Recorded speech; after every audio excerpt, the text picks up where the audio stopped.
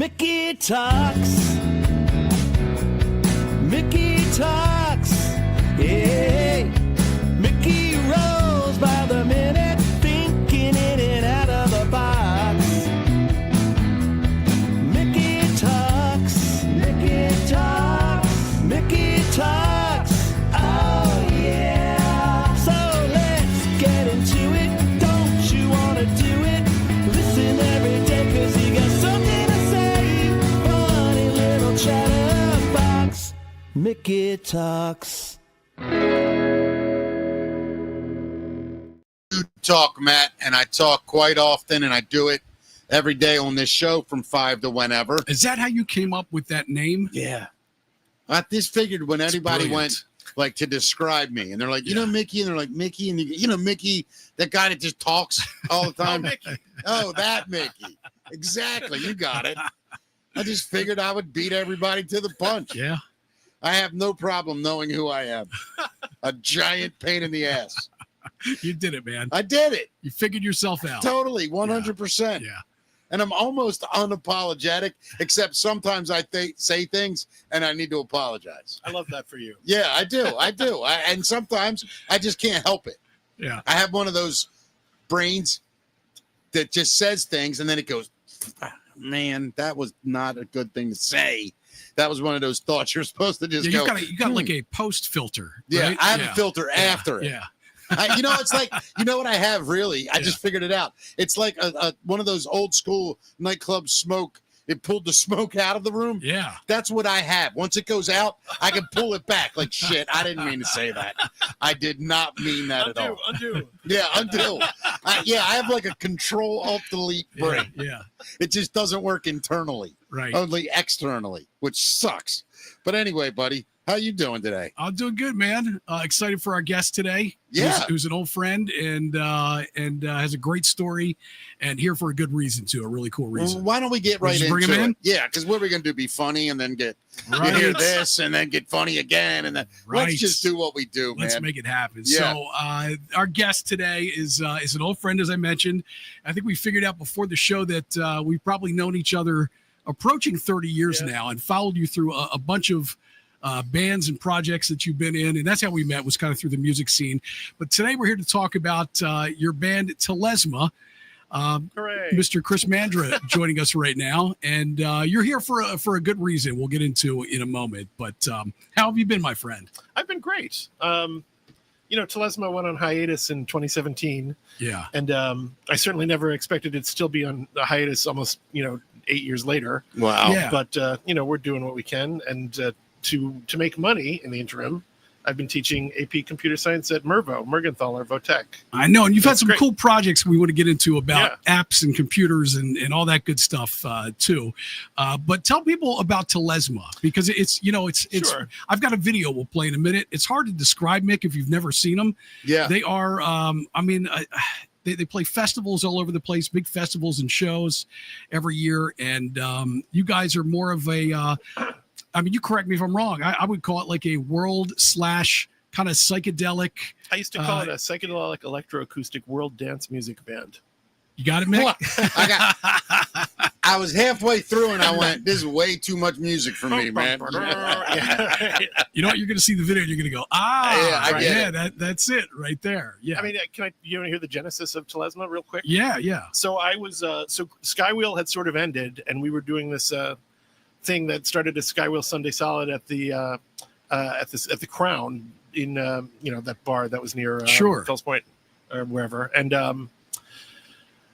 the guys from Telesma, so it was Jason and Ian and back then Miles from Fractal Cat.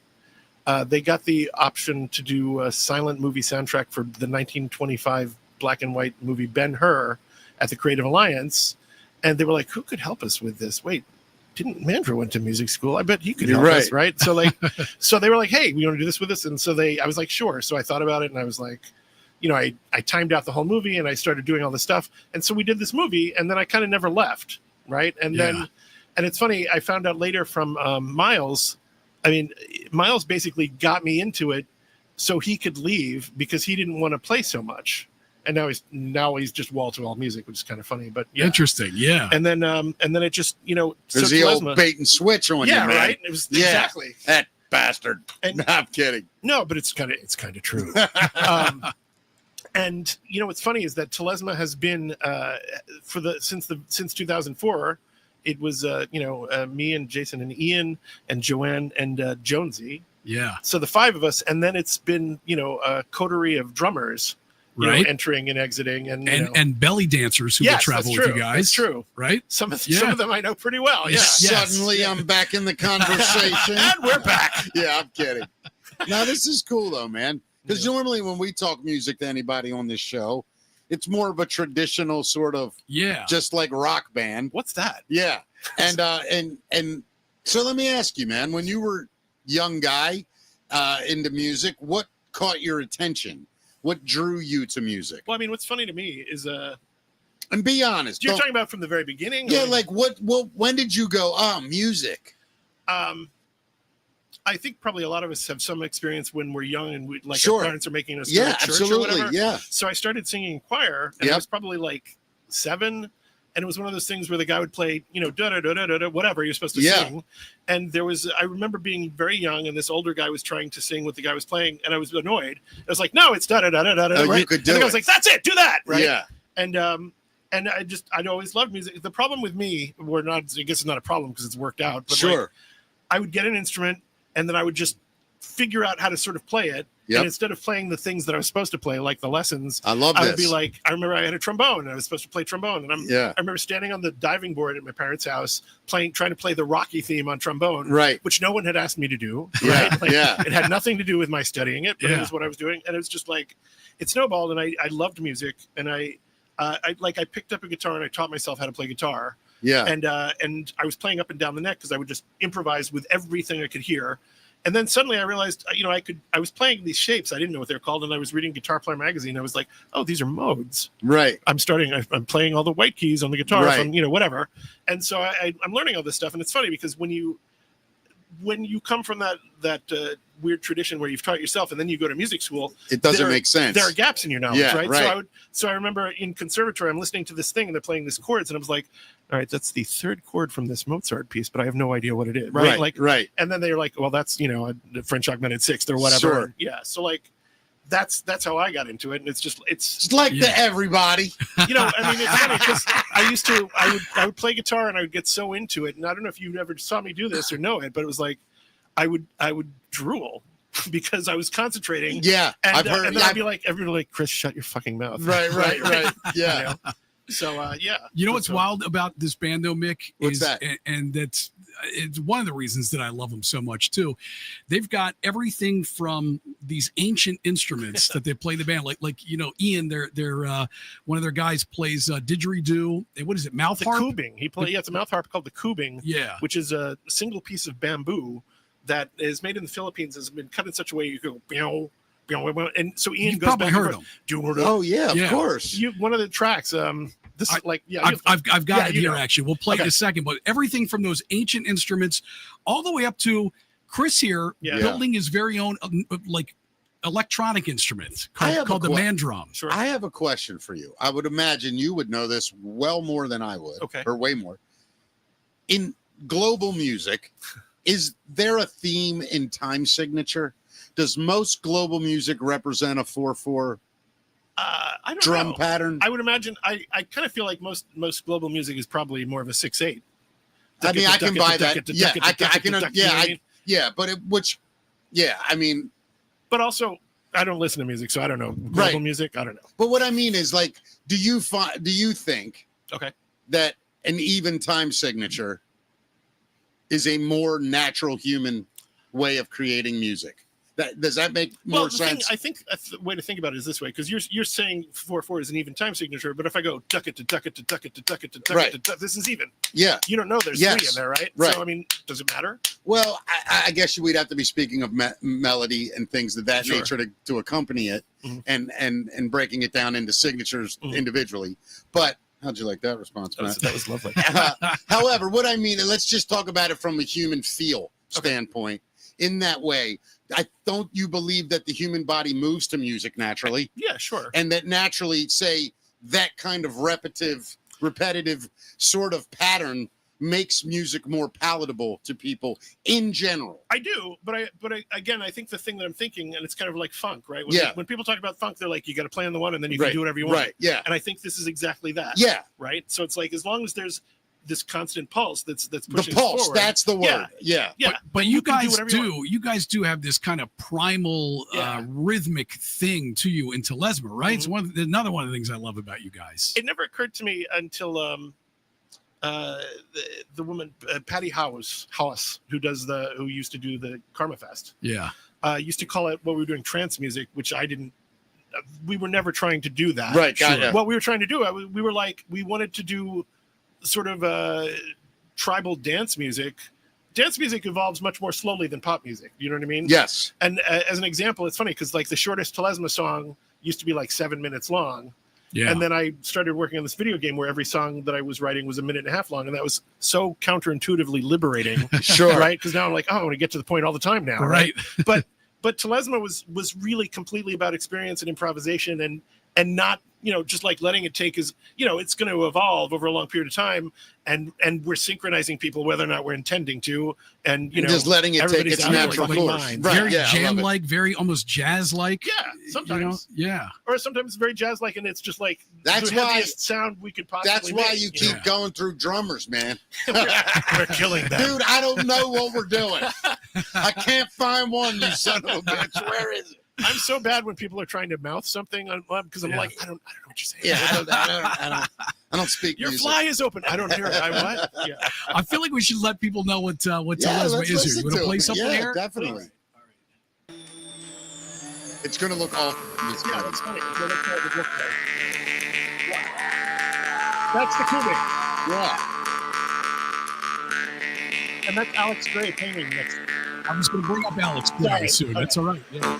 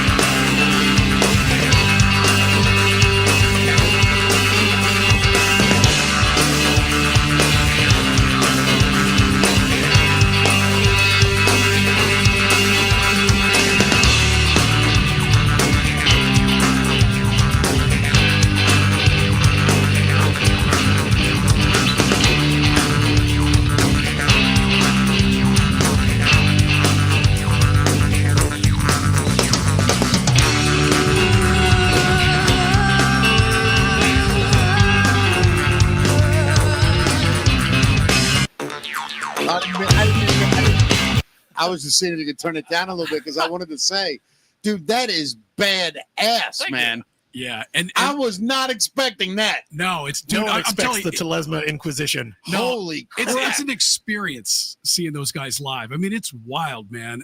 It's almost trance-like at times. That's what they say. Yeah, dude, I would imagine. Now, I'm not condoning any kind of intake of anything. I've heard stories, but I don't do nothing but smoke every now and then. Sure. But I'm coming, and I'm going to smoke a lot because I want to sit right in the middle, and I don't care if anybody's staring at me and going, "That dude is so high." The answer is yes, and leave me alone. He smoked out of the El Kabong. Yeah, dude. Yes, and leave me alone. Like I got. So Chris mentioned Alex Gray. Are you familiar with Alex Gray, the artist? That's great. Why do I know that? Well, Alex Gray, he's worked with a bunch of. I mean, he's an artist. He does all the Tool album covers. Yeah. Okay, got it. So look, I'm sorry. Here's a piece from Alex Gray right here. It's art like this. Oh yeah. Or you can see through the body. Yep. The veins. Yep. Yeah. And then he's got this place in New York called the Chapel of Sacred Mirrors that you can go and visit. That dude's in your band? No. We made a DVD with him and his wife live painting on stage. Gotcha. I was like, wow. But he's done artwork for not only Tool but the Beastie Boys, Nirvana, Meshuggah, and the String Cheese Incident. Jesus, really? Yeah. Man. And that guy, if you noticed in the video that we just played, that was him painting to their music. That's what that was. Yeah. Okay, I just didn't know if that was like some performance art part of the band. No, that's a real great artist. We did that show because that's insane. We played a show up there and they decided they loved us, and then we decided to do a show with them down here, and we played with them like 5 times or something. Can I tell you a funny story about it? Please, yeah. So we were at the Chapel of Sacred Mirrors. It used to be in Manhattan, and then they moved it to upstate New York. Yeah. Wappingers Falls. Was it rent problems? I don't think it was rent problems. No. I think they just wanted a much bigger space. Gotcha. And we go there, and it's like somebody had given me a mushroom chocolate, and so I gave it to Alex, and he said, "Oh, thank you." And I said, "Do you know what that is?" And he said, "Are you trying to tell me this is a hallucinogenic chocolate?" And I said, yes, that's exact. He said, "That is very good information to have. Thank you." Yeah, that is good information awesome. to have. So how did that connection come about? He saw you. How did you guys first interact? There was this is a really weird story. There was a Tool, because I talked about a tribute band earlier when I was talking to you, right? There's a Tool tribute band called Schism. Yeah. And we got invited to play their show at the Chapel of Sacred Mirrors. It was going to be the last one in Manhattan. Right. And we played it, and they decided they loved us, and we just started. They invited us to play a bunch more, and we did, and then we brought them down here. And I feel some similarities between you guys and Tool. You know, funny? You guys intersect somewhere, I feel like. I've never owned a Tool album. Is that right? Yeah, I've not Wow. Me either. I'm not. Is that right? I'm not really. I'll be honest with you. He knows this about me. Like sure. I have a vast music knowledge. Sure. I do. But I can't help who I am. You know what I mean? Right. And I am like, it's very odd for me to be drawn to that type, very music heavy, that kind of very incredible technical stuff. I'm a pop guy. Show me the hook and you got me all night. But when I hear it and it's so badass like that's just amazing, dude, man. And when you're that's there, another level experience of it live. I can't imagine. And just all the percussion and rhythm that they have, and then these electronic instruments combined with all that. I mean, it's wild. And you got Ian up there painted like he's going to take you on some spiritual journey. He looks like the cover for Peter Gabriel Plays Live a lot. Yeah, right? yeah. I mean, how many people in the band? 6. Wow. Now, and what does that a drummer? So it's a guitar, bass, and drums, right? And then Jason playing, keyboards and hand drum, and singing, and Joanne singing, and Ian playing. He's got these 3 giant barrel drums. When he died on stage that time, he was playing these 3 drums. They're literally like. Yeah, you can't just say that and not tell the story, Chris. I will. Mick, you look a little confused. I don't know what just happened. It's like his rig is like they're about this wide and this tall, and they're like all strapped together with bungee cords. And he goes 1, 2, 3. He goes. This is why like Ian was so healthy as a guy, as just a regular guy. I'd walk into the practice room and he's going 1, 2, only 200 more, right? So for him to have had what happened to him was quite a surprise. Yeah. So tell us. So we were playing. It's very weird because there's lore, right? And the lore is we had just finished the album, our second real studio album called Action in an Action, which was a concept album about life. Yeah.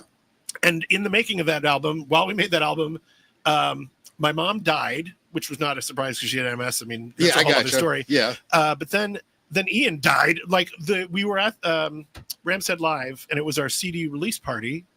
And, we're going on stage last, and we start playing. And, in addition to drooling, I also play with my eyes closed, sure. right? So, so we're playing the first song and the whole thing. And at a certain point, everything stops, and my eyes are closed. So I didn't notice. And when I saw Ian on the ground, I was like, somebody must have hit him with a bottle, because that was the only thing that would compute, right? Yeah. And then almost immediately, 2 of our friends jumped up from the ground. One was a person who was an ER trauma nurse, and one was the guy who taught people CPR, and they both started administering CPR to him. And then, I mean, thank God those people were. That's amazing. But that it's they were insane because right? they did CPR until the paramedics came, and the paramedics kept doing CPR until they got to Mercy Hospital, which it's not that far from, right? Right. And then they kept so my understanding is he had 90 minutes of CPR and 5 shocks. Wow. Before, and this is documented. There's a story in the Sun about this. I'm not making a single thing up about this. Wow. 90 minutes of CPR and 5 of the protocols to give a shock. Yeah. Before he got a rhythm back to his heart. I didn't understand when this first happened. I thought having a heart attack meant your heart just stopped. Right. But it has electrical energy. It has no pulse. So it's like a fish flopping around. Right. Yeah. It's not ejecting. So that's what they have a thing called the ejection fraction. So when your heart is squeezing, it's ejecting, right? Right. He had like a 14% ejection Oh. fraction. So like if the doctor who was taking care of him had not said, listen, if it were me, I'd want you to do it one more time. Because they knew he didn't have drug, like he had some weed maybe, but like other than weed and like 5-hour energy, there was nothing in his system, right? Turns out he had an electrical defect nobody knew about, and he had I guess he had some sort of a infection that had moved to his heart, and those two things were the perfect storm to make this happen. But then 3 weeks to the day he went into the hospital, he walked out of the hospital, and 3 months to the day we did the show again, calling it the Resurrection Show, which is incredible. And so was he actually declared dead at one point? I don't know the actual answer to that. Yeah, I don't think so. I mean, I don't know. Has He would have been if they'd stopped for sure. Yeah. You guys should do a show at the Vatican. I mean, that's like miraculous, dude. What the hell? Yeah, man, talk about a choir to join the band. Well, look, Wait a minute, Matt. One second. That's one of the most fascinating stories I've ever heard in my life. Yeah, and he's a regular guy now, like nothing happened. He's it's funny because after that happened, he got really into running, and again, it's not like he was in bad shape or anything, right? But like compared to me, he's in excellent shape. Yeah, and he got into running, so he started to like running marathons and stuff, like running 60 miles. At a certain point, he decided that he needed to stop that, but he's like, he's completely fine. Yeah, that's unreal. So somebody's looking out for you guys, because one of the reasons you're here today is because your bandmate Jason Sage was in an awful accident recently, and we've got to go fund him. Different guy. You gotta change this band's name to like Jinx or something. Yeah, man. Yeah. So we have a GoFundMe linked in our description right now, and we're trying to help Jason out and get him by a tough period here. If you want to tell the story about what happened with Jason. I was just talking to Jason today to clarify. So my understanding is around 11 o'clock on the 25th of October, he was in a lift, and the lift pulled out onto Greenmount Avenue without paying any attention, and the car got T-boned. And he was in the back seat of the car, where I guess the back passenger side, so like the worst side, and there's no airbag or anything there. So he got his neck broken. The car caught. My understanding is at least one of the cars caught on fire, and they were worried the other one would. He pulled himself out of the wreckage and like crawled out, and then a woman came over and dragged him to her house, and then called the paramedics and everything. Oh my God! Yeah. So, he's in bad shape because obviously he can't work right now. Right. As a matter of fact, we were talking, I don't know if we can mention this on air. I think we can. He's got to give himself a procedure every 12 hours. He's got to inject. So one of the things that happened to him, in addition to the broken vertebrae in his neck, is that the accident crushed one of his arteries. And I'd heard it described as a dissected artery. I've never heard of that before. Yeah. But apparently, every 12 hours, he has to give himself a blood thinner injection. Can you imagine? To keep himself from having a stroke. Oh, my God. But I talked to him. He's so this dude needs a little help, right? Yeah. That's what we're saying. Everybody, please, look, you know it. He unfortunately doesn't have insurance. No. And look, Medicaid. You don't think $10 or $5 makes a difference, but it does. If you can do more, great. But please go in the thing. Click on it just a little bit. I know everybody needs everything. So in these moments, you just got to help out when you can. So please do that, everybody. Please. Yeah. Jason's a amazing guy. A really great guy. Yeah. That's amazing. Hope we get him up here soon. Sweetest guy. Yeah. We should check out the instrument that he made. It's called the Mandrum. You want to check that out? Yeah, hell yeah. So you want to tell us about this before we get into it? So what happened was when I worked at National Public Radio, I would walk around the elevator. I'd be in the elevator. I'd be right.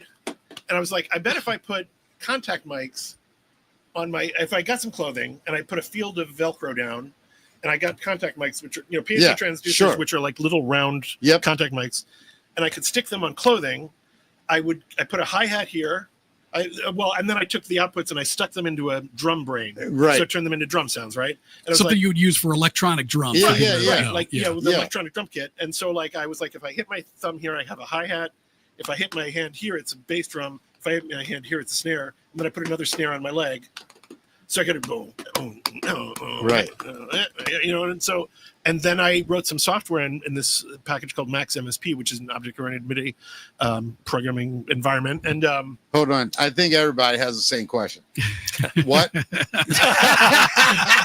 let me rewind. I wrote some software. Thank you. And, moving on. And I wrote it so that if I was hitting one of the pads, it would start recording. Right. And it would keep recording until I hit a pedal. And when I hit the pedal instantly, it would play back. Yeah. Right. And so it's always either listening or playing. Got it. So, and what's funny is because it's that way, when I would come out, it had been listening. So I would have to play it and then start playing again. Yeah. You know what I mean? And so I made it so I could play drum and bass on my body because I would connect it to synthesizers. And every time I hit the bass drum, it'd be like boom, boom, boom, boom, boom, boom, boom. You know? Right. And if I hit it harder, so if I hit it light, it's playing the bass drum, the bass. If I hit it harder, it's playing, pads, like chords on top of it. And I had it work so it sounds like really kind of questionable jazz because it's like because it's generating random bass notes, but then it's generating pitches and chords above that, harmonics almost. So it sounds right? like things that make sense, but it's like it's weird because it's somewhere between completely random and jazz. It's right? Yeah. So Chris plays guitar and this instrument. Essentially at the same time. We can check out this demo that he did here. Yeah, I did this demo at 2006 at the lab school where I was teaching. And so these are kids. If I had a bass drum and a hi-hat and a snare drum, I could do something really neat with that. And so I put piezo triggers on clothing. Is my voice actually that high? It was. So I have a bass drum, and I have a hi-hat, and a snare drum, and I have another snare drum. And so I started doing exactly what I was doing before.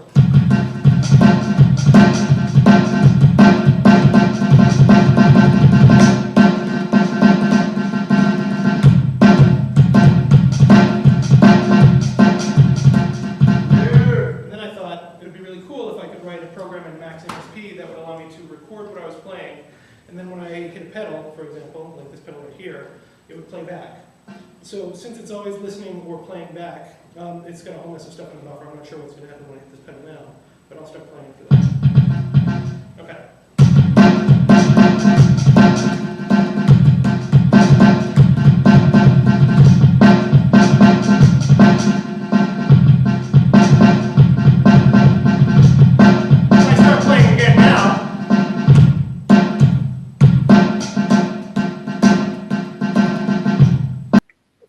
So, I mean, it's just, it's wild to me. It's like this futuristic, essentially, instrument that you created yourself, combined with all these ancient instruments and contemporary instruments, and you guys put it all together, and it's magic.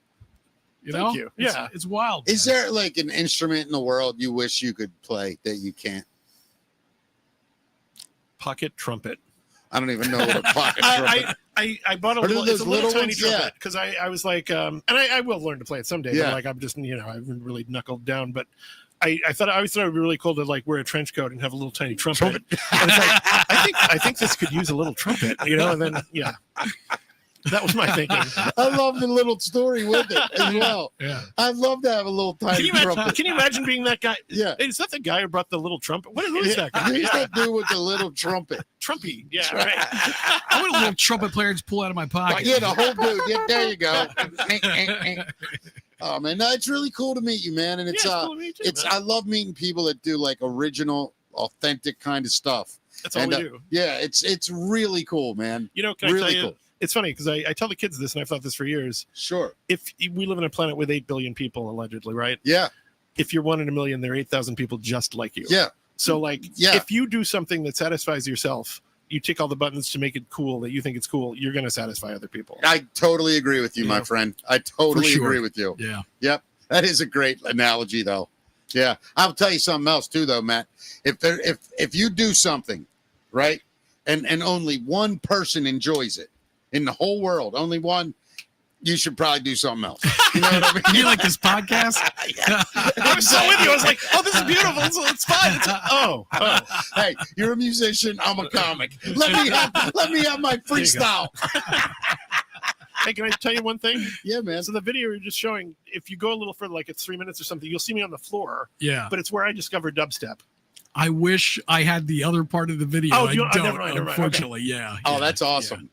Now, what year was that? That was 2006. I was teaching at the Baltimore Lab School. Wow. Yeah, That's almost 20 incredible. years ago. That's Yeah. crazy. Crazy. It's very weird, and it's like I don't have any experience with teaching. I have no extra knowledge teaching kids with learning disabilities. Right. So I mean, it was kind of like teaching kids with severe ADHD everyday music Yeah. is kind of like being in the movie Groundhog Day. Trust me, I get it, man. So, Chris, I know you showed me yesterday, sir, but I don't remember one thing. Oh, we don't get any of that. It's just it's like a dial tone, right? Yeah. So, Chris, how did you introduce the man drum to the band? Like, how do you come in and say, I'm going to play this instrument I created? Well, you know what's funny? Yeah. So what happened is I had been working on the man drum before the band, before Telesma. Okay. And so when we did the Ben Hur thing, the drum triggers were going into. I had this analog Tama Techstar drum brain that I Right. got somewhere. So it'd be like boo boo boo boo boo Right. boo boo, right? And then I was doing this thing where I would because I run this thing through at the time my crate tube guitar Sure. amplifier, and so I'd kick on the distortion, boom, boom, boom, ow, right, and then I would either change the pitch of the drum, boo, boo, boo, boo, or Yeah. I have what a chaos pad is. Oh, yes, It's this yes, guy- yep. So DJs use them with their fingers. Yeah. I play barefoot. I put it on my pedal board and was manipulating with Oh, my foot. wow. So That's like, awesome, man. So like I could tell you what it was. No one would care, but it would use this effect that makes it sound like it's screaming with distortion. Right. And we were doing that for the chariot race in Ben Hur. It was just crazy, and then it just kept going. So they saw it from the very beginning. Wow. Oh, that's amazing. So man. cool, Yeah. man. So, is Telesma going to play a show again anytime soon? It's been a while, I sure right? hope so. But I Yeah. mean, the problem is that like I know a everybody's place doing they stuff. could play. Where Yeah, we haven't showed you the special theater here yet. could we play there? Yeah. Oh my God! Really? We would love to have you play there. I would Yeah. love to play there. Yeah. Dude, we'll show you. Okay. Anyway, yeah, getting I- back to it. I think we would love to play. I think the problem is like everybody's doing something else, and there's some people have some health problems still and trying to figure Yeah, stuff you know out. what, though? That's no excuse. But what about the fans? What about us who have never seen you? Fuck your problems. Right, exactly. Get over that shit. It's 90 minutes. Man up. It's 2025. Clone yourself or something. Yeah. What the hell? I'm taking AI show, damn it. Hey, let me ask you, a very Sure. intellectual person and computer savvy, how much does AI scare the shit out of you? Well, it's funny because up until the past month, I've been very hesitant to do anything with it. Yeah. And then this is really funny. Somebody suggested I take this cybersecurity and AI course Mhm. offered by the University of Maryland Global Campus. And part of it, what's funny is if you take this course, they were looking for non-STEM teachers, which is funny because that doesn't work out for me because I'm STEM. Right. But like they'd give you a really nice Chromebook when you take the course with a touchscreen and everything, and they'll pay you $1,800 to take the course. So after taking the course and seeing actual people using AI for things that I thought were useful, not like, oh look, I'm making people out of work, or Right, you know what I yeah, mean? yeah, Like, I've had zero interest in using AI to write a letter, or Right. but doing like lesson plans or trying to figure out, like, there's this concept of differentiation when you're teaching people at different levels, like they were Yeah, either accelerating or they're excelling or they're having problems. Yeah. You can take a thing and you use AI to be like, all right, this material that I'm teaching these kids, can you rewrite it so that it's appropriate for a person with a second grade reading level? Yeah. And it does it. It's amazing. Like, Wow. it's funny because it is I can see it as a productivity multiplier in the most positive way. Sure. Yeah. But I mean, it's dumb as rocks sometimes. Like, I've done this thing where they call it vibe coding, where you're like, I have this idea and you prototype a thing. And what's funny is this was a year ago, but working with ChatGPT a year ago, sometimes it would be like the scene I was talking about the scene in Monty Python and the Holy Grail where the prince is not supposed to leave the room. Right, Oh, It's right, like, not yeah, to yeah. leave the room, even if you come and get him. Right, Right. So I'm like, I'm like, okay. I needed to do what we just did and then print the whole thing out. Great, okay. Like, Yeah. it kind of gets bored or forgets. I'm like, okay, no, I need you to do exactly what I asked. Oh, sorry, blah, blah, blah. And then it just keeps doing it. And then at a certain point, I was like, I'm getting really frustrated. Oh, I'm sorry. And then finally I said, are you familiar with Monty Python? And the whole, oh, that ribald movie, because it's very loquacious and Yeah, bubbly. absolutely. And I was like, do you know the scene with the prince? Oh, that's one of the classic scenes. I was like, this reminds me of that. Oh dear. Yeah. Yeah. So, But does it scare you? no, It I mean, doesn't? it's not. Do you know how it actually works right now? So let me say my ignorant Sure. answer, because I want to be critiqued properly. I believe that what it is a insanely fast processing system that has access to just about everything that has ever been published on anything. Sure.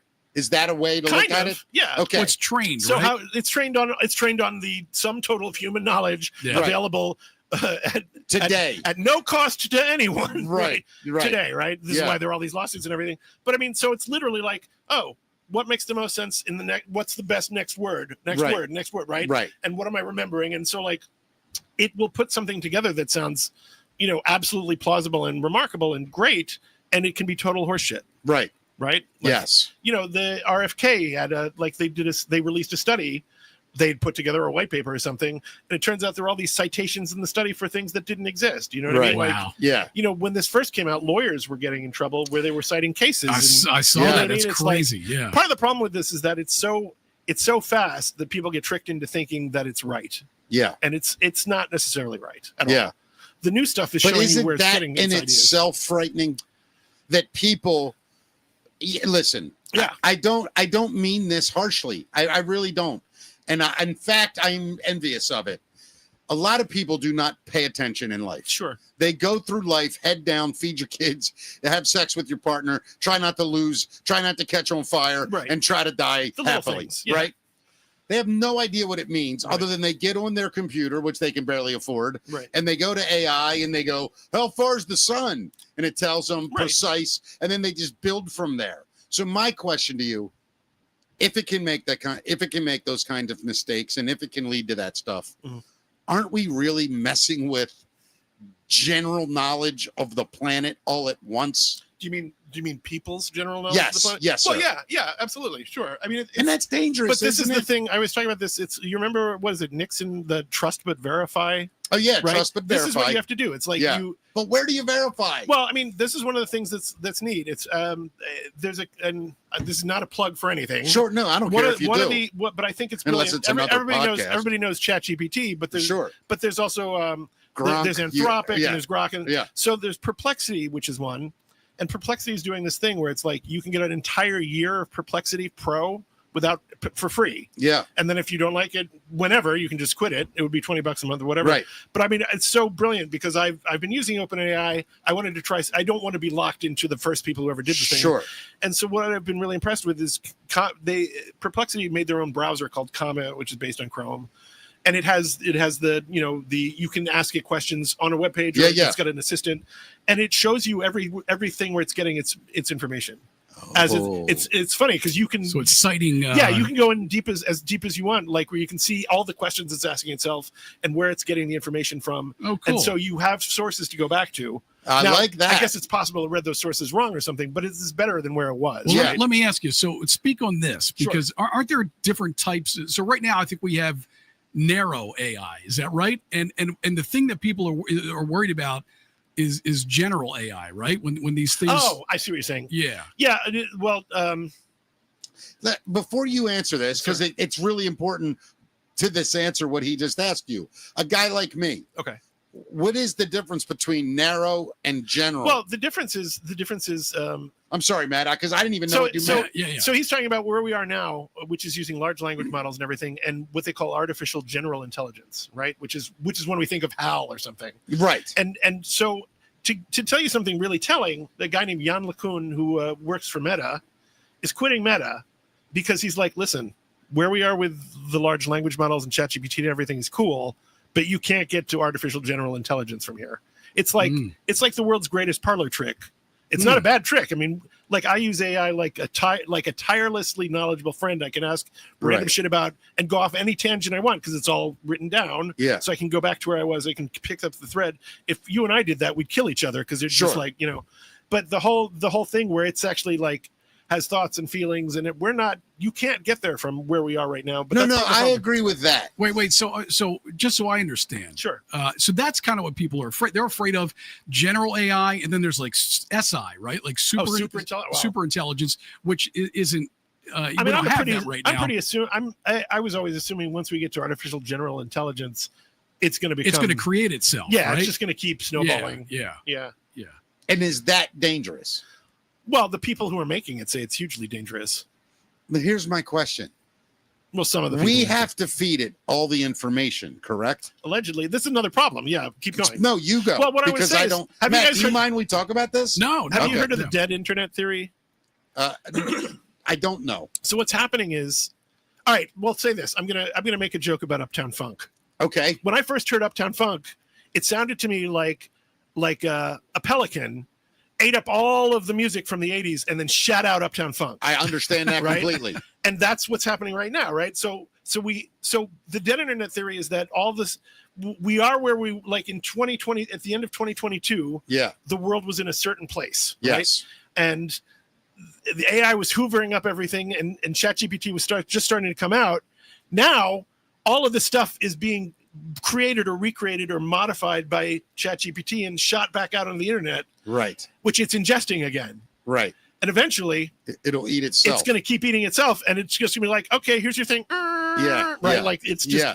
so that's what's happening. Like all the, oddly, all of the, like, you know, But human endeavor is running out. I saw like a month ago on Bill Maher, there was a guy that's like he's like the AI guy. Okay. And pardon me for not knowing. I'm not sure. Yeah. But he basically, and it was more than a month ago, but he basically said that the real fear is the people inserting the AI models. Oh. We don't know what the future brings in AI, who designed it, and for what. No, that's a really good point. It could really, truly be, something that is great, and it's groundbreaking in the beginning, but the back end of this thing has an ulterior motive. Well, you could say that, we're programming morals into this, but the question is, whose morals? Who's deciding what those morals are? The head of Anthropic was I just saw in I think a Wired interview where he's like, listen, it really bothers me that I'm not an elected person. I'm just a person. I have this, that basically 6 of us or whatever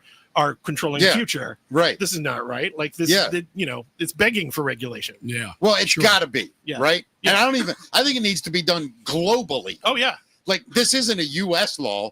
This is like a world law. Like, if you guys keep effing around with this, that's a weapon of war. Yeah. Like, I hate to say it. That is 100% true. That's part of the reason why, the Trump administration is trying to not get, NVIDIA's best chips going to China. Sure. Right. Yeah. China's well ahead of us on all of this. I know it is. But it's also, well, I don't want to go down that rabbit hole. Right. Well, we're going to find out on Friday with the Age of Disclosure documentary what we know about alien technology. So hopefully we're number one in that game. And I'd love to talk to you about that too. Let's do that, man. David Grush, man. Yeah. I lost so much respect for NASA when the head of NASA came out and he said, "Oh, there was some guy who worked in the agency and knew a friend who saw something."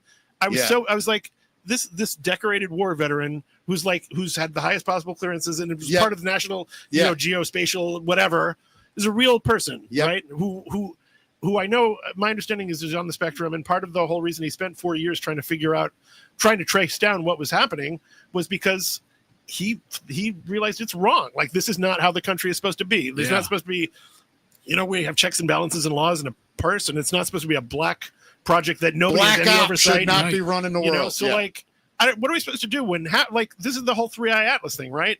So I love this. I follow this. I used to work for National Public Radio. I was the first ever executive producer of National Public Radio Online. Wow. And can't believe they never hired me. They would have. You came at the wrong time. And so I love news. And so I'm following news. And I came into my kids one day in my first period class and I was like, so listen, if I told you there was some object the size of Manhattan that was coming towards us from deep space at 130,000 miles an hour, what would you think? Would you think that was real? And they're like, because you're telling us. Yeah, but I mean, so I've been fascinated by this thing since the very beginning. Sure. And then Avi Loeb, who I frankly love, Avi Loeb's the Harvard scientist. People don't know. I'm telling people that don't know. And he's the one that thinks this could be an alien spacecraft. Right. And he's not. He's like, listen. So he's come up with 12 anomalies for this thing, which okay. As a person I'm not a scientist, but I'm not an idiot either, and I feel like he is expressing himself well, but he's also saying he has the scale. He's saying I think it has a 40% chance of being something. Yeah, but that's a 60% of it just being not something, right? But like the NASA thing today. So at 3 o'clock. Hold on. So why don't we get in the news? Because I've got the story here. Okay, we got photos. All right, of this. news brought to us by Hammer Jokes this weekend. Tommy Simbazo on stage. Come please. HammerJokesComedy.com. Get your tickets now. It's going to be a great time with the very funny Tommy Simbazo. I'll be there as well. Going to be a blast. See you guys soon. All right. What do we got, Matt? Let's get right into it, and it better be story one. Here it is. That's the facts. Matt, what do we got, buddy? All right, so we might as well lead off with this NASA story for today. They held a live event about the Three-Eye Atlas comet today, and they shared images. An interstellar comet making its way through our solar system. They discovered it on July 1st, and this is just the third object entering our solar system that's been confirmed to be from somewhere else in the galaxy. And as Chris had mentioned earlier, there's a lot of speculation. There's people that think this is an alien spacecraft, and other people that are like, nah, it's just a comet. But they released a few new photos today. Did you see them yet, Chris? I did. Oh, I saw the high-rise one. I mean, yeah. I haven't seen anything. The way they talked about it made it seem like there's going to be a trove of photos, right? Yeah, and you go on the website, and it's like one high-rise photo. Well, we have three, but Okay. It's been a little underwhelming to say the least for a lot of people. But I guess you got to remember, this thing is 231 million miles away, Right. and it's moving at 130,000 miles per hour. That's just Yeah. So from my understanding, the picture you're seeing right now was taken by the Mars rover. Okay. So that was the one that could get the Right. best shot of this the thing. high-rise. Yeah. And then you got this one right here, which I think is the object moving behind our sun. So they took a picture of this as it was moving behind the Wow. sun. wow. So is that from like Soho or something? I don't know what actually grabbed that. Okay. But That's wild. and then you got this one here that kind of looks like Minecraft. Yeah. But I guarantee you the color of those lights mean something. Yeah. You know what I mean? Yeah, sure. I mean, that's fascinating. You know, when you really put it all in perspective, you got this massive thing coming that a very credible Right. mind has said, hey, look, I'm not saying yes, Right. but 40% of me thinks this could be. On top of that, you have this documentary basically telling God, I humans. can't wait to see that. Me either. But basically telling humans, look, yeah, we're sorry. We've been covering shit up for a long time. We didn't know what to do. And now they're here. Yeah. They're coming. So what are we doing? Ta-da. Yeah. You know, and when you look at the global situation right now, I'm not saying it's perfect. Things are calming down a little bit. Maybe there's a chance here that it's all orchestrated and good.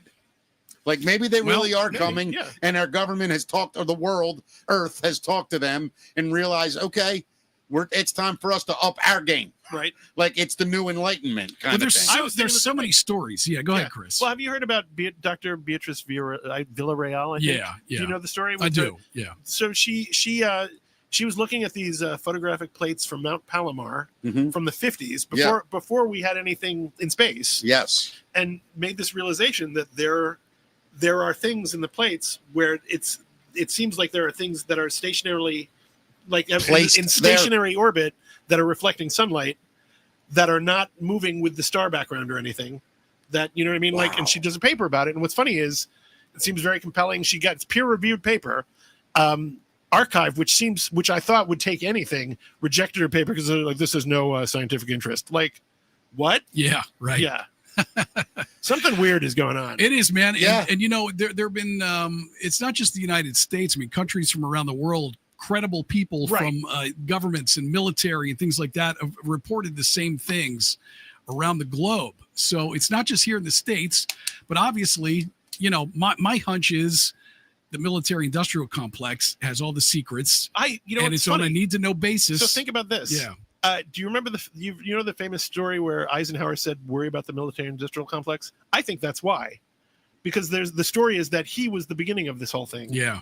And then they shipped it out to the all of the places that make weapons and things, and they're doing all the R&D trying to reverse engineer it, and it's just a huge money making machine for everybody. And the idea that, well, I mean, one of the things I think part of the problem with disclosure right now is that the people in charge are afraid of being executed or something when it comes out I'm that sure. they've lied to everybody forever. Yeah. So some people are saying, listen, we have to give them amnesty just so we can get it out. I don't know how I feel about that, but I mean, the argument they make is, what if we've been sitting on basically limitless energy that doesn't cost us anything? what are we doing? Why are we doing this to people? Who has the right to do that? Well, I also wonder if, because they've had it so compartmentalized for so long, have we even accomplished anything with the stuff that we have? That's a good question. You know, I wonder. Okay, here's where I get a little goofy. And while I believe that it is weird that we have done this to ourselves, Sure. I also think it just comes down to good and evil people. Maybe. And not to get biblical, Sure. because the Bible can mean they are anything. getting biblical. It's What's weird. that? Some of these people are getting real biblical. Very. Yeah. And when you really start thinking about it, when we hear the word God, what we think of may not be accurate, Right. but it may be real damn close. Right. In that there is something out there that knows more than us, that knows us, that maybe created us, and it's coming back to maybe save us. And I know that sounds strange, Right. but isn't it also strange that all this other shit is happening? To be honest, it doesn't sound strange to me at all, only because so many of these things have been cited around nuclear weapons. Yes. Right. And there's a famous example. I don't know the guy's name. He's got a beard, and he's one of the guys who's working on, filming the ballistic missiles. Yeah. Where the UFO, they have video evidence. I've heard about it from this credible guy. From and it's like for turn the nuclear power plant on and Yeah. off, well, it's essentially, shooting. right? It flies around the warhead and it's shooting like lights at it or something. Yeah. and it renders it inert. Right, Yeah. and then it just, doesn't like, even crashes. blow it up. No, it just It just makes turns it stop. the nuclear Yeah. shit off. Right, right. weird. Mid-flight. Yeah, I know, Like, it's incredible. So my point is, if let's just say there was no Bible, right? Mhm. And something came down, walked up to you, you Sure. saw it come down, and it appeared light, just appeared as right. Yeah. And it said to you, I am an overlord, whatever you want to Sure. call it. I know more than you. I created you. Right. Tell your people to calm the fuck down. You're about to kill each other. And right? welcome to religion. Yeah. Well, but let's just say it's not. Let's say it happened right now. Okay. Wouldn't we describe it as humans Oh, sure. basically in the same way that this all-knowing thing came from the sky? Yeah, but we have mean- different context for it, I think, at this point, though. We know more about the universe. We know that we aren't the center of the universe anymore. We know that we didn't know the solar system. Wait a minute. The universe I'm not existed the past our center- solar Well, you system might be. until the 1930s. I mean, Right. it's only been 100 years since we've known that we're bigger than our solar system. Well, right. Because maybe we weren't ready. You understand what I'm We saying? might still not be ready. Yeah. I don't think we are. Well, this is one of the things. I think we're going to kill half know- of ourselves if this turns out to be true. Who's the guy who worked at Area 51? Bob Lazar. Bob Bob, have you heard yeah. Bob Lazar talk about? Oh, religion? yeah. I've listened to Bob Lazar for countless So hours. Bob Lazar talking about the big folder about religion. Yeah. And the idea that we're containers of souls, and that, Right. Yeah. and that they're I guess the idea is that religion was made to keep people from murdering each other. Of course, it's Right. control. Well, but we're trying to keep the souls good, right? Yes. That's the idea. Yeah. I don't know. So, I mean, I look at religion as like original laws. That's all they Sure. are. They're just the original laws, like humans' constitution. I was talking about this. You know It's what I like- mean? And some of them, it's like, okay, don't eat things that eat stuff off the bottom. Okay, that's Okay. not a bad idea, Who right? cares? Like, I don't know. Yeah, maybe, but it does taste good.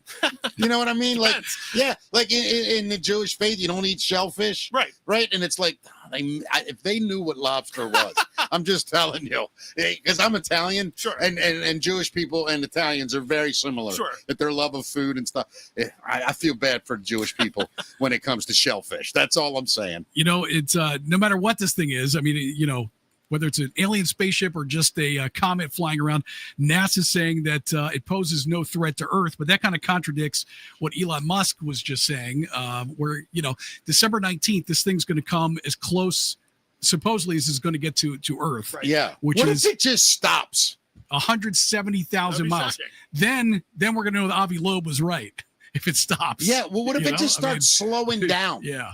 Well, and that's one of the things that I love about Avi Loeb is that he's been saying, listen, they thought they thought recently there was another comet or asteroid out there, and it was Elon Musk's, the car he shot into space, right? Yeah. It's like we sent the Voyager probe, which is now outside of the heliosphere. Like it is actually in interstellar space right now. Right. We're doing this stuff. Why wouldn't we think other creatures would do this? Right.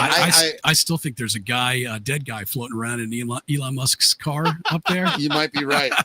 And that guy, that'd be the perfect murder, right? Jeff Epstein. That guy, Jeff Epstein. Oh my God. Hey, let me ask you guys this question. I love today's show. It was a good show. Yeah.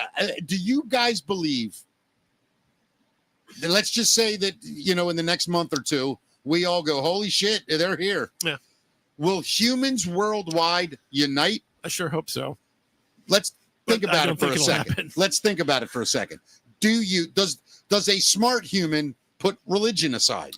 I think if there's a common enemy, we're gonna have to unite, and what people if the will thing unite that comes because that of it. says knock all this shit off? None of this matters. Here's what really matters. None of this bullshit. What you made motivation would a race have to do that, though? We are now an outlier planet for their galactic Well, I mean, force. maybe this is not really our planet, Right. and it's like we put you guys here. We didn't really expect you to fuck it up like this. Yeah. Although you did some cool shit. Yeah, it was all right, but I mean, listen, you put that away, or we're putting it away for you. We got to admit That's a good point. The sphere in Vegas, pretty good, guys. Yeah, that giant emoticon. Yeah, we didn't think you guys had it in you. But no, I mean, you make a great point, and it's like, you hear a lot of talk about enlightenment throughout history, different periods. And the very first one, if you get into it, the Anunnaki or Anunnaki, however you say it, basically the people that is it Sumerians? Anunnaki, yeah, the Anunnaki. Thank you. Mm-hmm. They basically said that people came down from the sky, and they used terms like mixed their blood with ours. Hybrids, maybe upgraded us, so to speak. We had a massive enlightenment. And then throughout time, now there's these mentions in the Bible of these giants and things too. It's not just the Book of Enoch. You ever read that? No. Well, I'm just saying. What does it say? It historically, it talks about giants. It talks about defending I'm going to use the term sky people. Sure. It's not. That's okay. But the sky people basically came down to give humans a better path and a clearer understanding of the long term. It mentions that they're slaves. Well, in the beginning, right? They use humans as slaves in the beginning to mine gold. And then realized this is the whole thing. And then they realized and then the humans just started doing that. Right? Yeah, but then they realized apparently that we were intelligent enough to become our own thing. Yeah. Maybe it's time they come back and go, all right, we're going to mix some more blood in here, and now you some bitches can fly. I mean, you imagine that? But I mean, imagine if they make us able to fly. That'd be great. That would be amazing. Although, I mean, how annoying would it be, right? Like you're at the airport behind somebody already on a thing. If people are flying, who knows what's going to happen? Yeah, but I think if it's people, you can see a some bitch coming. You know what I mean? When computers are running everything. If it's just me up there going, all right, I'm going to make a left, nothing here. That's all I'm saying. That's nice. And we'll see what happens. So how much weight do you guys put in old Nostradamus? 231 pounds. Yeah. And I will not go a pound heavier, Matt. He's got some predictions for us for the end of 2025. Is history come up again? He's made several chilling predictions for the end of 2025 that have gone viral online. Really? The 16th century French astrologer wrote passages that some people interpreted as warnings about catastrophic events before the year ends. So one prediction reads, from the cosmos, a fireball will rise, a harbinger of fate. The world pleads, which many people believe refers to an asteroid coming to hit Earth, which leans right into the conspiracy theories about the Three-Eye Atlas comet. That's number one. That's a little weird, right? Little now, weird. Does he mention 2025? Yeah, I don't know how they got the 2025. Okay. I don't know how they, because if he every mentioned year 2025, that would be pretty good. Right. But if he's like, sometime in the future. No, I wonder that too, Chris, because every year they come out, they're like, oh, and this year, this is what he predicted. So I don't know, Yeah. If somebody in the comments knows that, let us know. There's another passage that reads, a great pestilence from the past returns. No enemy more deadly under the skies, which The devil. it's making people think of a new pandemic is on the way. Well, I think they just tried it. They tried one on a couple of years ago. Yeah, I do. I think that was a test. Do you think? Yeah. And I don't listen. I'm not one of these guys that goes, this and I It was just a trial run. Yeah, I honestly do. Okay. And I think they expected it to be worse. Okay. I really do. I mean, can we talk about that for 1 second? Do you remember? I remember January 28th of 2020, reading in the New York Times that China was building 1,000-bed hospitals in 10 days. Yeah. And I was like, why aren't people freaking out about this? Right? Because they know something. They clearly know something. Yeah. But I mean, to say it wasn't created there, to say it wasn't lab born, to say that it didn't. Wasn't funded by the United States government. I mean, there's so much around it. I think, to speak very frankly, the aftermath of all of that, I think, has been very humbling for a lot of us in the sense that it's like, I understand there may have been a political reason to not just say, look, it was China. Yeah. And I understand we're past that. Yeah. But are we? Well, no, I don't know if we. I mean, well, not necessarily because it can China. still be a learning moment. It was people in our own government who were in charge of that project over there. But in China, still, right? But in China, of course. Yeah, I mean that's what I'm saying. So it's which is even more scary. So suddenly the people who right now, Marjorie Taylor Greene has seemed like one of the most level-headed people around for the way that she's responded to Trump and things about the government shutdown and people not having food and cutting SNAP and not having insurance and all that. Like, these are real things. I was like, I don't really agree with her on much of anything, but I was really surprised and impressed she stood up. Same thing with Lauren Boebert, right? Like, so this is a whole weird, it's very weird, the whole thing that's happening. Everything's backwards and interesting. Well, I mean, don't you think, God, not to take it one step further, but I'm going to, Matt. I think there's a reckoning going on, and I think there were awful people on both sides that are running for cover, and I think we're about to expose one of the worst moments in global human history, conspiracies that we could never have imagined. I don't think there was some master grand plan by one country to take over another. I don't think that. I think it was a group of people who had similar evil intent, that were in a class that none of us can even understand, and it got fucked up. I think they fucked around and found out, and I don't listen. I am not putting on a red hat and jumping up and down, but I will say this: whatever is moving right now seems to be knocking out the bad shit. Yeah, that's all I am saying. That whatever's going on right now, something's happening. And I do think it's for the positive. I do too. So, thank you for letting me say that. Yeah. No, I totally agree. All right, thank you. So our penny is going out with a bang, boys. They stopped minting them, of course. Yeah, because the aliens need copper. Maybe. Of course, we haven't had a copper penny in 30 years. Pennies, it costs much more to make them. And 4 cents. Yeah. It's worth 25% of what it costs to make. I know people keep saying that, but look, you use make it 1,000 1,000 times, and then you have it in circulation for a century. Yeah, no, I'm just joking, though. That's a good transactions, right? It is still funny to say it costs 4 cents to make something worth 1 cent. Right. Yeah. But I mean, the way people are stealing copper and everything, I'm surprised people aren't just stealing all the pennies and then melting. Well, them they down. haven't made a copper penny, and they're made out of nickel, essentially. 50 years, right? Just like the comet. They're copper plated. Copper plated nickel is essentially what they've been for the past at least 30 years. Yeah. I bet if you scraped all the pennies off, though, that would be a shit ton of copper. Yeah. You know what I mean? If they're copper plated. Well, if you get the old ones, they are copper. Yeah. And those coins are worth even more. Same thing with our quarters. They were silver. Dude, silver dollars. My friend years ago had a quarter, and he was always like, dude, this quarter's going to be worth a lot of money one day. And I was like, dude, it's a quarter. When you're ignorant and young. Right, yeah. Like 5 years ago, I saw him. I go, hey, man, joking around. I go, you retire on that quarter yet? He goes, pretty close.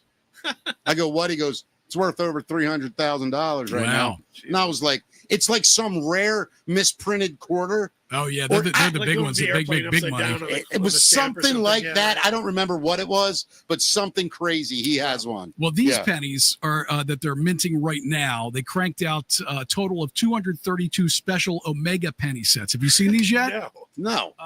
So the Omega pennies have this little Omega sign on them, which is going to make them incredibly rare. I don't think they're putting them into circulation though, which kind of bums me out. Not at all. They're just going to auction them off to Oh, collectors. that's so dumbass. They should randomly put like $10,000 worth the of golden pennies. ticket. Yeah. Yeah. That'd be amazing because look, they're saying This country's so dumbass. they're gonna auction these off to collectors starting on December 11th, and some experts predict the Omega penny sets could sell for anywhere between $2 and $5 million. Jesus. Yeah, I'm with you, man. And if these things were released into circulation, they'd probably be worth even more. Yeah, I would think. I mean, do you realize how much money you have to be worth to pay millions for a penny? Yeah. Just psychologically, I've been you saving have to up. be worth so much money. I've been saving up my whole life. Yeah, man. I was thinking about this just yesterday. Yeah, let me think. Do I feed my kids this week or do I just hang on to this penny? I know it's going to climb. What's your guys' thoughts on the taxis? Would you get into one of these self-driving taxis? Because they're about to be on our freeways. In Baltimore? Not in Baltimore, Okay. but they're going to launch them first in San Francisco, I mean, Phoenix, and Los Angeles. are you talking about the Tesla ones or are you talking about like Waymo? These are Waymos. I would get into a Waymo. Yeah.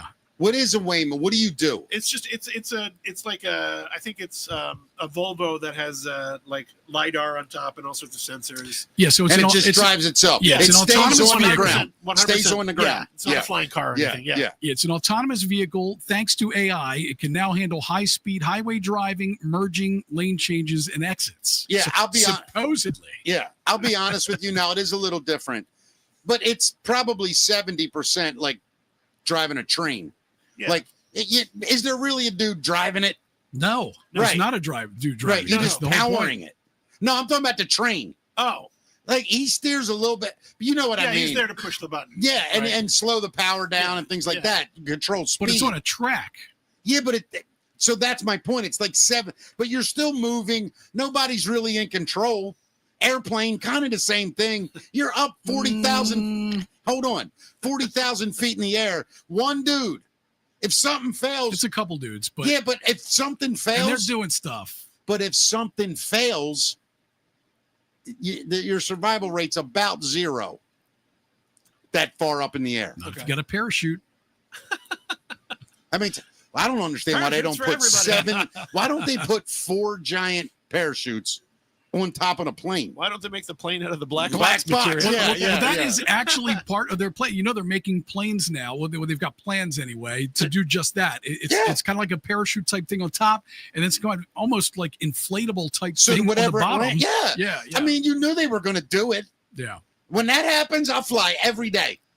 All right. Oh, you just heard it being here first. Ladies and gentlemen, this is your captain speaking. You know, we just lost all the engines. So what we're going to do is land right here in the middle of Yellowstone National Park. If you've never been here, it's gorgeous this time of year. We're not sure when rescue will get to us, but we're also going to bounce a little while. So stay your seatbelt until I Might be turn kind the of light fun off. if you land that in the ocean, right? Just a big floaty. Yeah. Yeah. It's like the Benny Hill joke about the plane. It's a bad name for a plane, Boeing. Boing. Yeah. Yeah. So Nebraska got their first kid governor. Did What? you see that? Yeah. What? Yes. 5th grader Charlie Couch from Meadows Elementary School in Ralston was elected by her peers to fill the role. The group Civic Nebraska brought the Kid Governor program to the state for the first time this year, and each candidate had to come up with a platform for their campaign. And then the runners-up, they'll serve on Charlie's cabinet for the next year. Hey, what do Wait, you? so she's wait. No. She's kid governor. It's a kid does that mean? governor of the kids. Like, Oh, of the kids. yeah, Yeah. Yes. It's just probably like a PAC group. You know what I mean? Like a political action thing. Getting kids into politics young. All Are right, you yeah. for or against that? What? Teaching kids civics and politics young. No, I think 100% you should, of course. I think if Me you too. you got to have the right teacher though. You can't have some wacko that's I think going you should to have try to both. indoctrinate kids into some. I think you should have 2 teachers. I'm not kidding you. No, it's like a comparative religions. Yeah, almost, exactly. Right? Yeah, you're saying this is what we have so far. It doesn't have to be the only thing. This is what Mr. Johnson thinks, and Right. this is what Mrs. Who's Johnson going to pay thinks. for that? Yeah, exactly. Our Mom- tariffs will pay for that. Mom Tommy. He's got a lot of stuff figured out. Sure. You know, I'm rooting for that guy in You a know what's weird funny? way.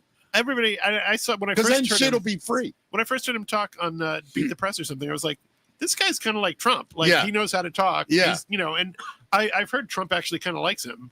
And I they're supposed think to he talk. likes his ideas, but I think they get each other. I mean, what that means, who knows? well, in a sociopathic yeah, sort right, of way. right. 2 men enter, no man leaves. Yeah, right. Tell me what you guys think of this crazy conundrum here. So there's a man who cryogenically froze his wife, and he now What could go wrong? he now has in a listen, signature freezer in his basement. he now has a new love. Uh-oh. So there's a moral debate going on.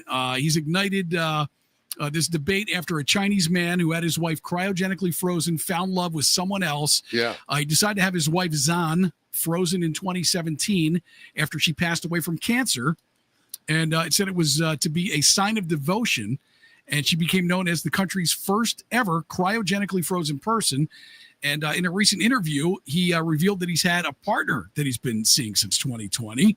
And Chinese media has been all over it. And That's horrible. Many people jumping down his throat. Yeah, I mean, what's the sentiment? That they think he's an asshole now? Yeah, so many wonder why he didn't just let go. Well, she died, right? And he froze her. Yeah. It's not like she was about to die and she got flash frozen. Yeah, but in all Right. fairness, they never bring like she's so cold. Like who wants to live with her? You know? she's frigid. She's very frigid. I am yes, such an asshole. they're calling him very selfish, saying that he's dedicated only to himself. I disagree with that on every aspect. Who amongst us hasn't frozen her wife? Yeah, or at least dreamed of it, Well, right? listen, man, High five. you're with your wife. She's on her deathbed. You Yeah. spent, however many years, a Yeah. half century of marriage with her. Yeah. And you say, honey, I'm going to love you for eternity. I'm going to cryogenically freeze you. And when we find a cure, Yeah. we will be together again. Yeah. Well, Well, and you're like, I kind of met somebody. you know that yeah, I mean Well, I thought you were going to say, so he's like, so I kind of want to pull the plug now. yeah. Well, I mean, do you know the story of I forget his last name. I think it's Aberman. Like Saul Aberman, I think his name is. It lived to be like 102, and his wife was right there by his side.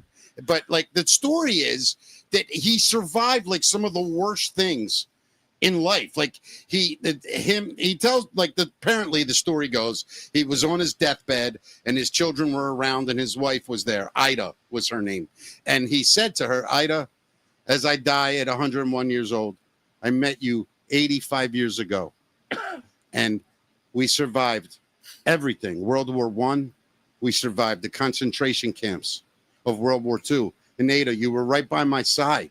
You were there every step. We finally came to America. We had nothing. We lived with zero, had 3 children together. We had nothing. We starved at night, but you were right by my side. And here I am at 101, and we still have nothing. And Ada, you're right by my side. You're a jinx, Ada. You're a jinx. You son of a bitch. Oh, my God. First time I heard that joke, I almost passed out. I swear to God. Anyway, moving on.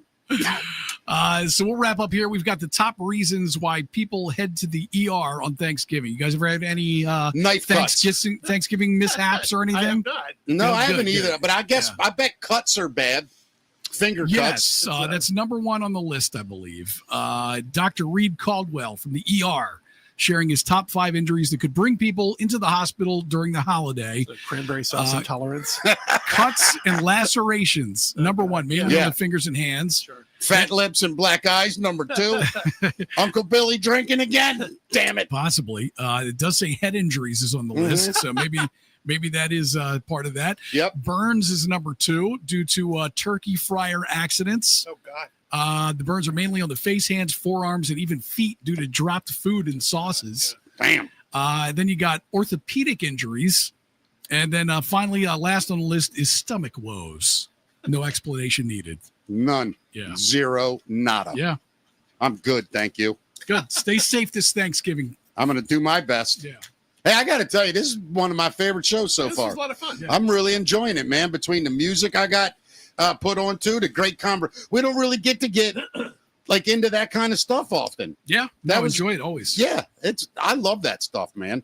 Same. Let's talk about some music. You want to do that? Yeah, we got Chris here, first of all, from Telesma. I got Telesma's page linked in the description if you want to check that out. And also the link for the GoFundMe for your bandmate Jason, who really could use some donations right now to get himself back on his feet. Go ahead and click that link. And I also have your other band, 8-Bit Desperados, link there. People want to check that out, Chris. Hooray. Yeah.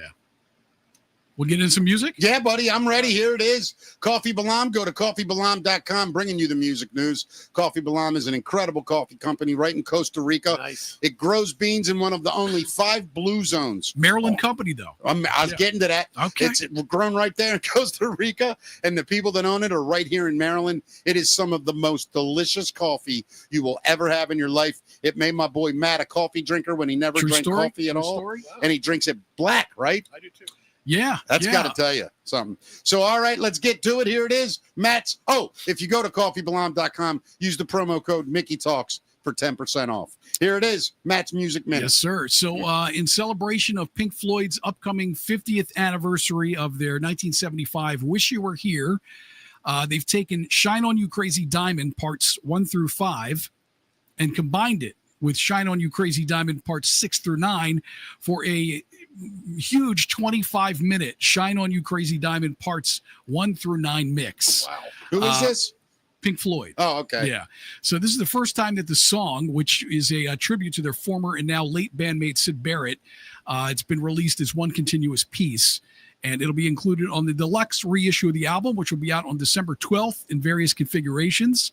Do you guys know the story behind that song? I don't know much about Pink Floyd, honestly. Yeah. I learned to appreciate them later. It's a wild story, Wish man. You Were Here? Yeah. Well, when they were recording Wish You Were Here, and specifically Shine On You Crazy Diamond. Did he come in? Or Talking to Mike, Chris. Yeah. So is this where what's the guy's name?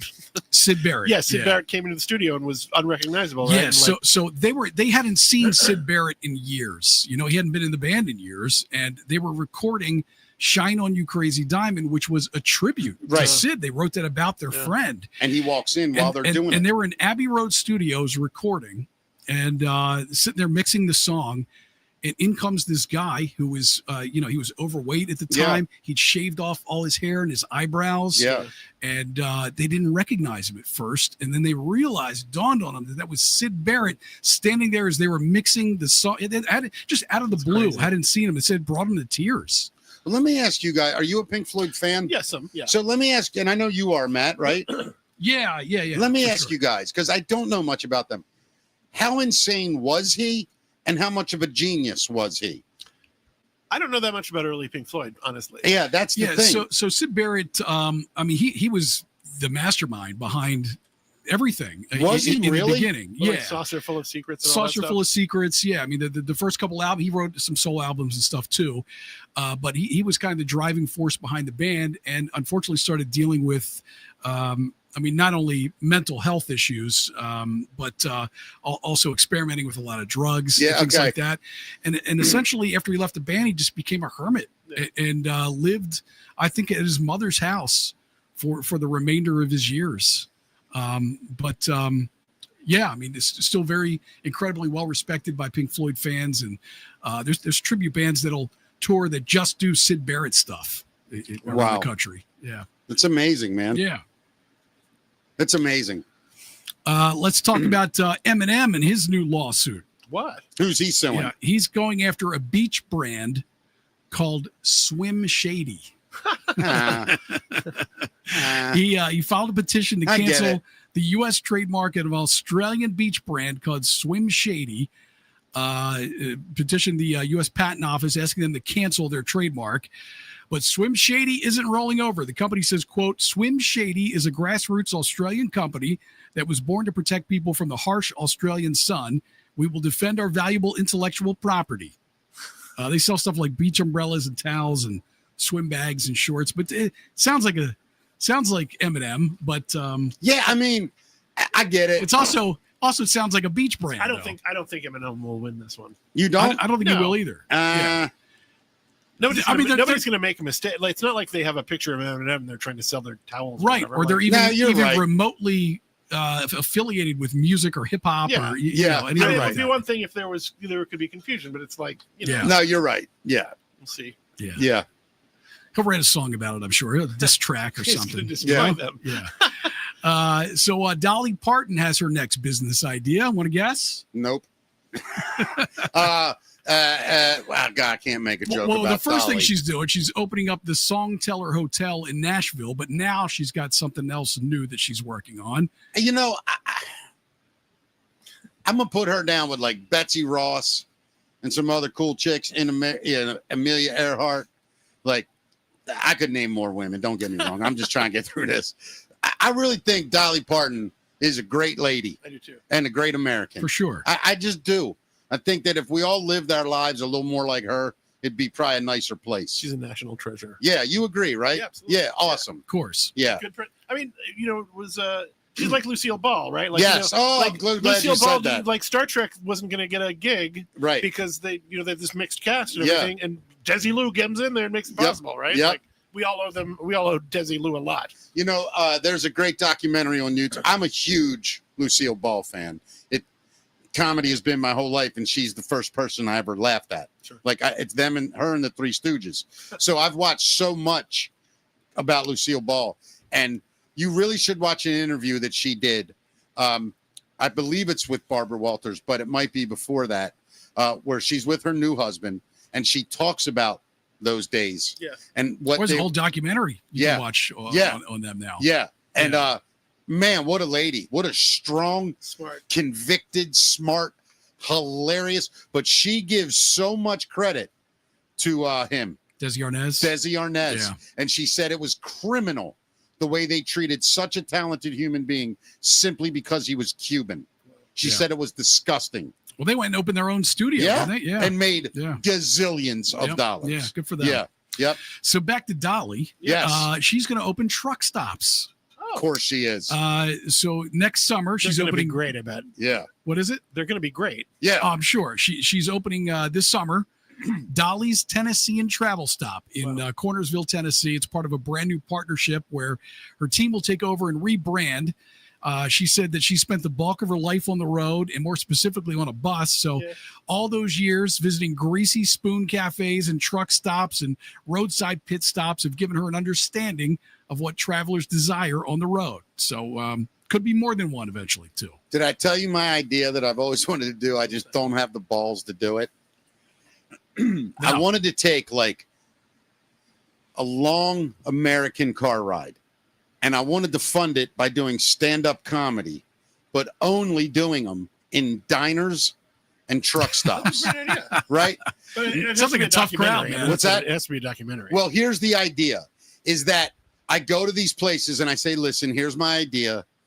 I would like, I'll stay. If there's no customers, Right. I'm not going to do anything. Okay. If somebody walks in, I'm just going to turn the mic on, welcome them, talk to them, and see if I can make them laugh for 1 or 2 minutes. And if I can do that, I'll ask them, would you like me to continue or stop? Whatever they decide, that's what I'll do. Look, you really want to impress me? Do a Waffle House tour. I would do that. You know what I mean? Yeah. I would totally do that. Yeah, get your butt kicked every night. Yeah, Tell us- well, It's going to be half stand up and half like commentary on On- the on- fighting. Yeah. Oh, now he's down. Oh, he's coming down. It's running out. Like, But no, I just thought that would be like, it's a younger comics game, though. Trust me. I don't have it in me to do it, to grind that out. But I think that's a I think it's a really cool good idea. idea, Yeah. man. And because what you learn along the way Yeah. is about the people. sure. If the comic can do what I do, which is just talk to people. You Yep. know what I mean? Sure. I think it'd be almost like, you know how I could do it? Will work for Moons Over Miami. Random interviews with people. Yeah. Just, hey, can I Absolutely. interview you while you eat? I'm making a documentary just about people's lives. Talk to you for 10 minutes if you're interested. Get out of here, kid. Yeah, I mean, you'll get a lot of that. You know, That's great. I think it's cool, right? You know, it reminds me of there's a documentary called Time Indefinite by a guy named Ross McElwee. And it was supposed to be about Sherman's march through the South. Oh, yeah. Did you ever see it? But it ends up being about him and like his interest in these women. Oh, Like, really? Yeah, it's a completely it makes a documentary about himself instead. But it's great. Like I'm remembering it now. It's terrific. That's awesome. I got to see that. Yeah. Yeah. So your boy, Youngblood, Yeah, love him. he teamed up, of course, with Aerosmith and also Steve Martin for a reimagined version of My Only Angel. So this will be a stripped back version of their lead single, My Only Angel, from their upcoming collaborative EP called One More Time, that's set to be released on November 21st. And the reimagined version of the song features a banjo solo by Grammy award-winning musician Steve Martin. He is a badass banjo player. Oh my God. He's like, isn't he like one of the best on the planet? Yeah, got a Grammy. Yeah. Dude, I mean, that's crazy. It really is. You know, and by the way, I hope that younger people never forget his genius, Steve Martin. I mean, he is, to me, in the same category as Charlie Chaplin. He's a brilliant guy that understood silliness at such an intellectual level. He blended those two things, the absolute absurd silly with a brilliant commentary on life. Right. And that in itself is a work of art. Yeah, I love Steve Martin. Oh my God. Love him. So anything that guy does, I just jump up and down. For sure. So Vinnie Paul loved to cook while he was still alive. Vinnie Paul from Pantera and a few other projects, of course. Yeah. His recipes are now available at the Rainbow Bar and Grill. So fans of Vinnie Paul Abbott can enjoy 3 unique dishes from the late drummer's cookbook at the Rainbow Bar and Grill in West Hollywood. The cookbook, which was published posthumously in March of this year, features Vinnie's favorite recipes that he cooked for friends and family. So you can get his Drumming Up an Appetite with Vinnie Paul, which includes recipes for barbecue sauce cheeseburger, Texas-style cheesesteak sandwich, and lemon pepper wings. Slow music day. Hey, look, I'm joking, dude. I would totally That go was out there not and at enjoy some of his stuff. That was not at you. That was, Yeah. I'm just saying. No, I'm joking, buddy. You know, it's amazing how many of our rock stars out there they love cooking. And, you know, you look at Dave Grohl, who travels around with his grill. Well, you know what it is? And, you know, grills meats and things. I didn't know that. Yeah. Does a killer barbecue. He said that when he left Nirvana, he went down to North Carolina, and he was on a beach somewhere, and there was a little shack that was a barbecue place, and he like fell in love with you know, these meats, and learned how to do it himself. And now he takes it on tour, and he feeds his whole crew sometimes. No, I love that, man. And he's known for, you know, feeding the hungry. He went to LA recently, I think, and helped out the fire victims there by cooking for them. I guarantee you 2 things. If I ever had like that kind of money, millionaire money, right? I don't mean billionaire money, because I'm going to live pretty simple. Sure. But if I had millions and could just do what I wanted but live normal, like I would do some crazy shit. Like I want to cook pasta for like 10,000 people for free. Like, just, you know how easy that would be? I'm not kidding. That'd be a huge pot, man. I mean, you know, well, the thing is, I figured it out. For 10,000 people, I need about, honestly, 400 or 500 pots, right? I can cook them all. No, I'm going to be on a jumbo screen, right? In the square or wherever we do this. And I'm going to be on the screen. I'm going to say, okay, everybody grab this. Put it in. So I'm going to basically I'm going to have helpers, but I want to do it. Be the conductor. Yeah. But I mean, This is how you'll die. I would love to die doing that, man. Fall into the pot. Hey, I'll tell you this though. And then all you got to do is have 400 things, boil water, and dump in 2 boxes of pasta. Like, is everybody hearing me? He cooked it perfectly. Think about how easy that really is. Yeah. That you could do it with grills. Don't do it with spaghetti though. Why? It's the easiest food in the world. I want you to use some rigatoni. Oh, well, fine. I said pasta. Yeah. I would use rigatoni, actually. All right. That's the best pasta. It is. You agree? Are you a pasta guy? I like pasta, but what is rigatoni? The tubes? What is the real short tubes? Yeah, those are great. Those are the best. Or penne. I like penne too. No, that's girl Italian food. Come on. No, it is. You cross the line. Do you like bow ties? Like I don't mind bow tie, but not in a red sauce. Not in red sauce? No, Why? no. It's a great white. That is meant for white sauce. Really? The lighter sauces. Yeah. Okay. Yeah. But yeah, I don't know how I know that, and I could be wrong. I just made it up. But I'm saying in my head. In my head. It's because you're effeminate. Yeah. No, it's because I'm not. I'm trying to become more. I'm really trying to work on being more sensitive with things. How's that going? Here's my problem with it. See, you're a good guy to talk to about Okay. this. Matt, you too. I know that I am acerbic, if you're Not familiar that with bad. that. Well, today. Okay. And I'm also very opinionated. And a lot of my opinions hurt people. And I don't mean them to hurt just because I believe something. I don't mean it to hurt someone else. Okay. So I'm trying to figure out a way to express myself, but not have to limit my thoughts or vocabulary, but See, also not hurt people's feelings. And then at the same time, I go, fuck them. It's none of my business what they think of me. Yeah, that's right. That's honestly it's the none right of your way. fucking business what people think of you. It's right. Am That's I right about that? Absolutely Or right. is that selfish? No, what people think of you is none of your fucking business. all right, well, Tomorrow on the show? No, I'm kidding. No, but also, if you weren't the way you are, you wouldn't be here doing what you're doing. Like, I hear you, man. You're interesting because you have opinions. If you had no opinions, you'd just be like wallpaper. Who gives a shit? and here's what I think too. And I think you might be like that when you're on a show, you're doing a show, Yeah. you're entertaining, Yes. and you're generally speaking of something. Yes. But I think when you're in person with people, Yeah. I think you are very respectful of people's course. feelings You're very respectful and of kind me, of right? people. Well, Yeah. I look at life like, Almost extra concerned with people's feelings, I would say. let me say it this way. Wow, this is cool to say on the show. I can honestly say that when you do a show and you realize you're talking to people, I believe I have, not we, but I, because I'm the only one that can think this way for myself. I believe I want to entertain someone at a maximum level. And sometimes the ideas of sort of prodding someone or sort of saying, hey, look, asshole, I hear you, but I don't agree with you. I think this way. I think even if you disagree, it's engaging, it's entertaining, and it gets you to use critical thinking.